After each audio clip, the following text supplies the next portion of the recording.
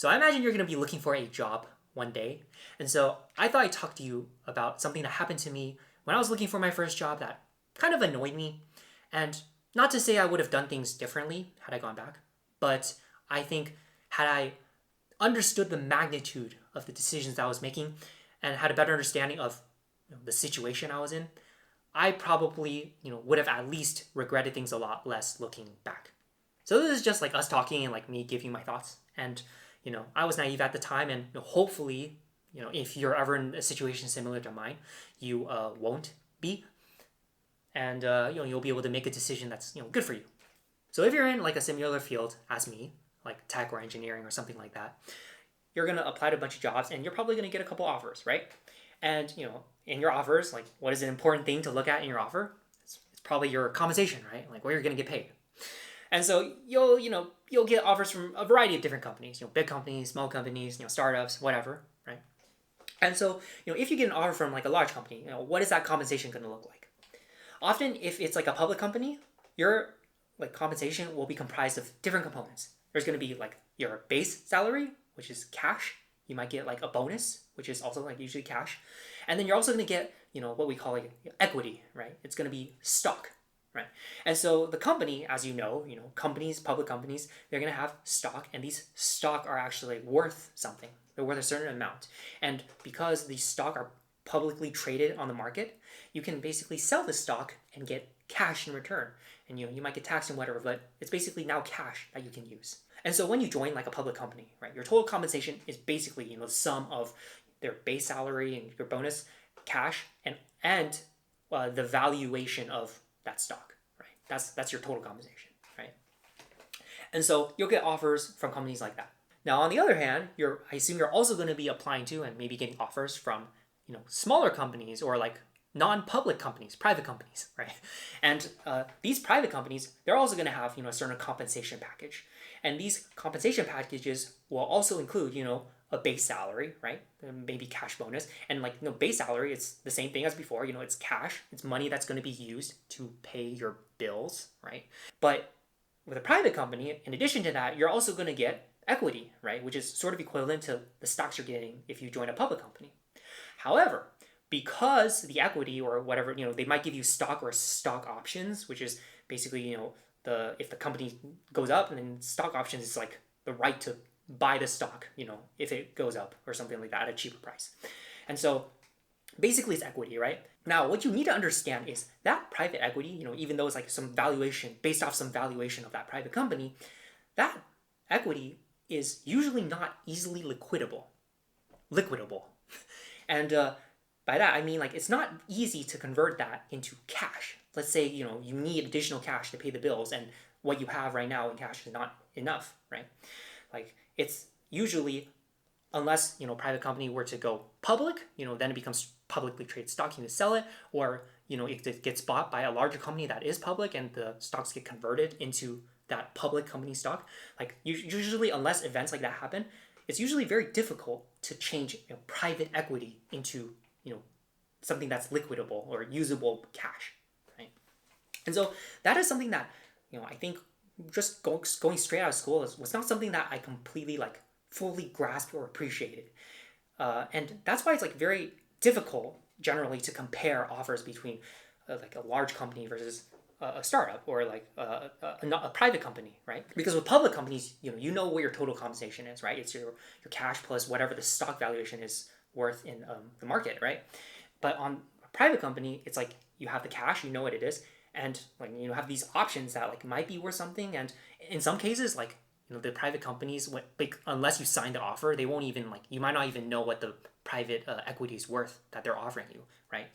But even so, like private equity, the value, the stock options or the stock that they're giving you with a private company, it's usually determined by a small committee of people, right? Like during the Series A, Series B, seed fund, that's when have a small committee of people who are basically like determining what the valuation of that company should be, right? It's not like the public market is determining the value, right? So that private equity is valued based off of decisions of that committee, right? And so like the crucial thing to know is, again, that private equity, unless some special event that I described earlier happens, it's not worth like for all practical purposes, it's worth like zero, right? Because let's say like I had this private equity, I have like 200K worth of private equity, like if I needed that cash like to pay the bills or something, like I have no other cash and that's all I have, like I wouldn't be able to do it easily, right? And so you need to understand that that's money that you just can't touch, and especially if you're straight out of school, that's not something that's like that was obvious to me. And it actually kind of annoys me, like sometimes they talk about people's like net worth, right? You might have a person who's like a net worth of $100 million, but like in actuality they only have like $1 million in liquidable like cash or whatever, and $99 million of their net worth is actually like just private equity. But the thing is, if you ask that person who's like net worth $100 million that they have to pay $100 million, because their life depends on it, they wouldn't be able to do it, right? If you ask them for 60 million, they wouldn't be able to do it. If you ask them for 20 million, they wouldn't be able to do it, right?